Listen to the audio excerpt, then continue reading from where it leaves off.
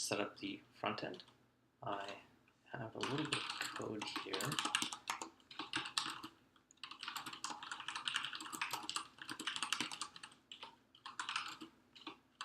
I'm just going to set up we're going to use material styles just for some quick templating. It's React DOM. And these are a few things for material.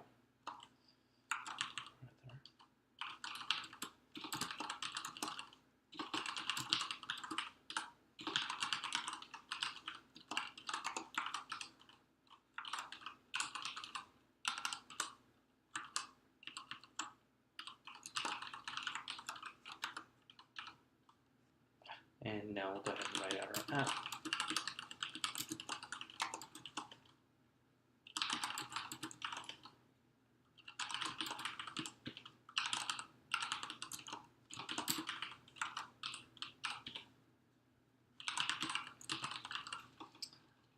And then our render function.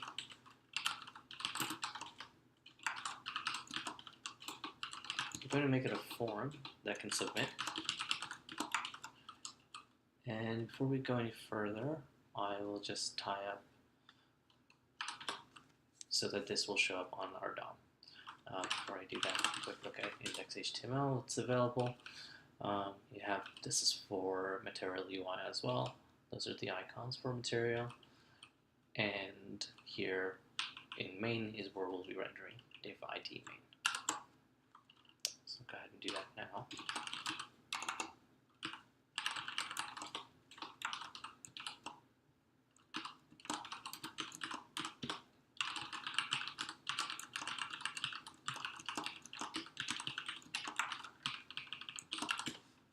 Great. Now we should just have something blank and okay, looks good. Just test it out. Looks good.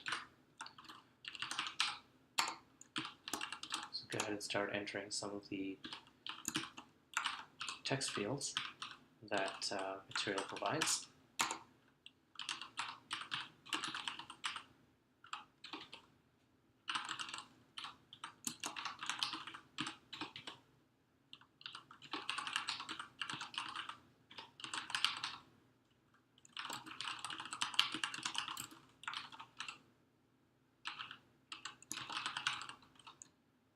And when it changes, we're going to need to write up an onChange function. We'll do that in just a moment.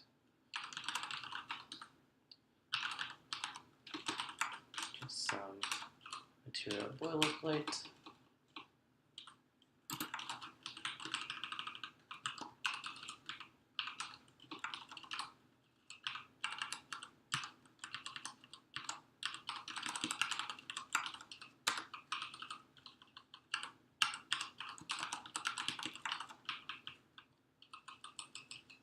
Okay, and also a button.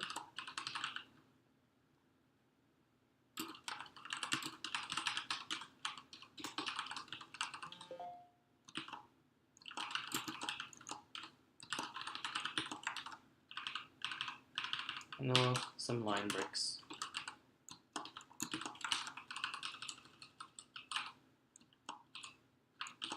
Let's see what that looks like. Now it's saying that handle change is not a function, so you do have to write that up first. So let's go ahead and do that. It's going to take an input of the name, and it's going to trigger on an event. And on that event,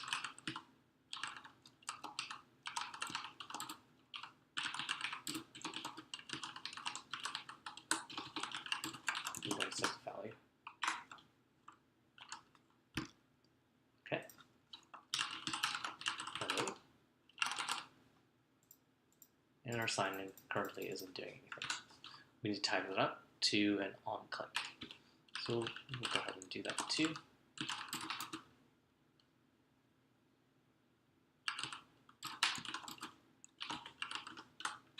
Go ahead decided to prevent default to prevent the form from reloading. And for now, we'll just say we'll just show the state, and we'll add it up to the form.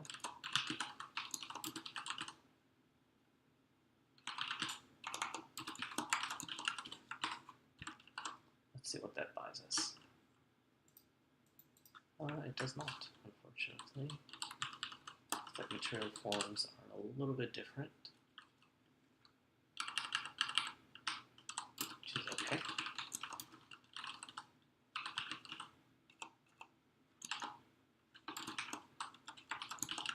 We'll tie it up to the button instead. See, the email password is blank, and our fields are updating. Great. Now we want to tie this up to an action. So when it's submitted, it's going to have to do a few things for us.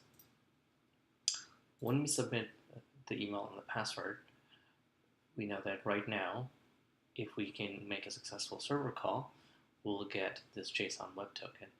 This JSON web token has to be stored inside a variable called local storage. And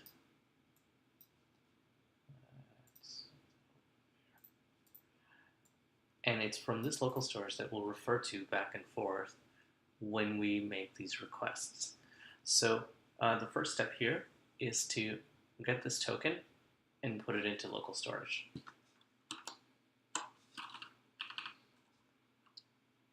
So to do that, we are going to use a Redux store, and we're going to use some Axios calls.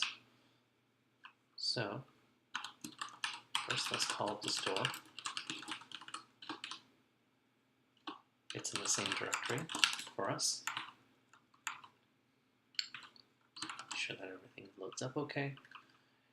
And I'm just going to reload here. And we have no initial state. So for our initial state, so we're only concerned with user at the moment.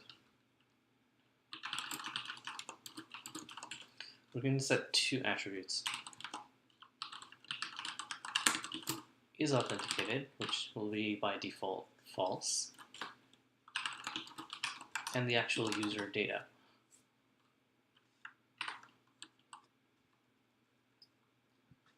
All right. For our action creator,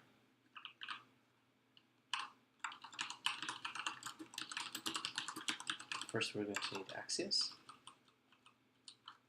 Here we're going to make a thumb call to our API.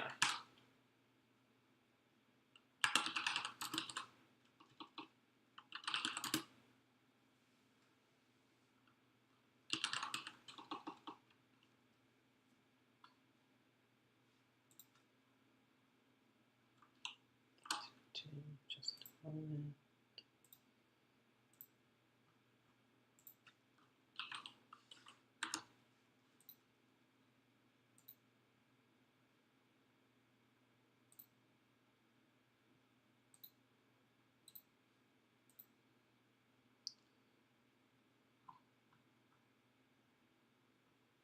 We're just going to do a regular, just a sign in. And our sign in is going to take some authorization info. So we're leaving it as auth info so that we can change it if we want to change it from email to username, password, we can do that. And it's going to dispatch, it's going to return a function that will dispatch. And we're going to post to auth, and we're going to post this auth info, which will be our username password. And if it's successful, we'll get a response.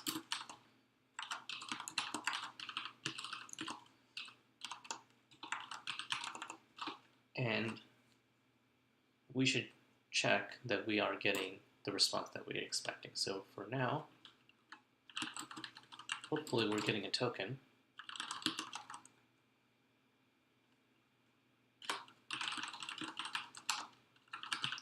take a look at what that token is.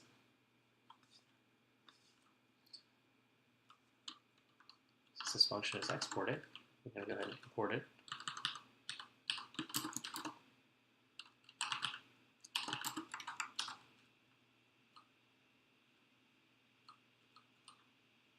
And on submit, we can go ahead and dispatch this.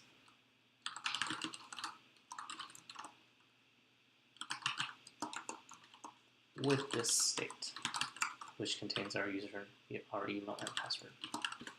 Let's see what happens. Oh, we did not install.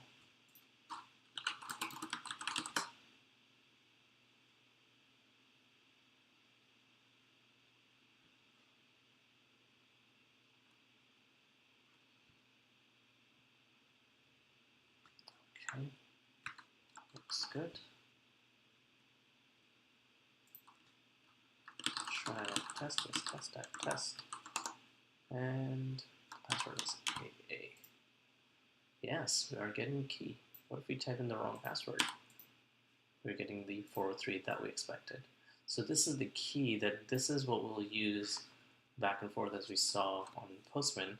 This is what we'll use to send it every time, but you can't be asked the password, username and password on every request, so we'll need a place to store it. Now, according to Mozilla specifications, we can store it in here in local storage. Using a key value, this is something of a dictionary, and we can store it here. And so, how do you go about doing that? Well, this actually provides us, because we're rendering it on a browser, it provides us with a local storage function, which is also, it actually provides us with a local storage object. So, once we're signed in, what we actually want to do is take this data and put it inside local storage. And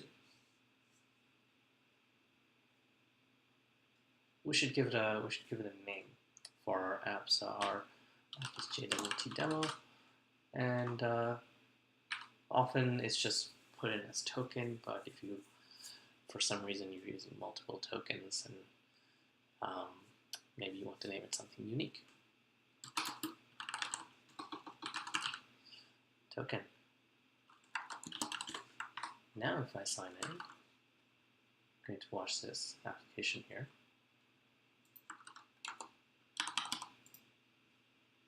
We have this token. And if I refresh, this token persists, even though it's asking for my username and password again, but this token is still there. So the next step is to use this token to load some user information.